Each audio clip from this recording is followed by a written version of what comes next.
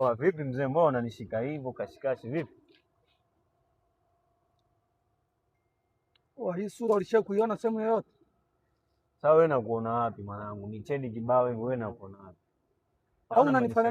Au unanifananisha na babu yako boy? Sikufananisha na yoyote. Kwani mimi nimekusimamisha mzee? Wewe si ndio umenipusha hapo umenisimamisha au? Boy, unapoongea na mimi jibu vile ninavyokuuliza. Au unajikuta nani nini? Kwani nini? Kuna nini mwanangu? Nakuuliza. Mimi nauliza kuna nini?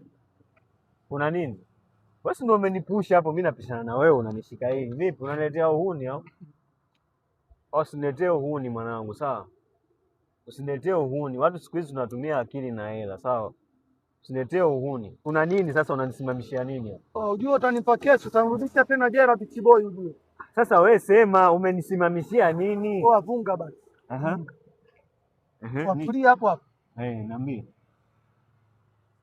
Unamjua Irene? Irene? Unamjua Irene? Bro, mbona unafika tena huko mwana? Nakuuliza unamjua Irene? Tulia kwanza. Usifike huko. Sasa mbona unaanza kunipiga mbele za watu mwanangu? Vipi sasa nimekosea nini? Mimi nakuuliza unajiongelesha uchoko. Irene unamjua? Tulia basi sasa usinisogelee. Sio unataka tuongee afu unanisogelea mwanangu. Sasa mimi Irene namjua ndio. Wasikiliza boy, Irene mimi ni mke wangu.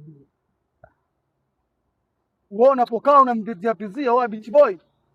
Ujue mimi nakosa furaha ujue kwa ajili yake ujue. Boy.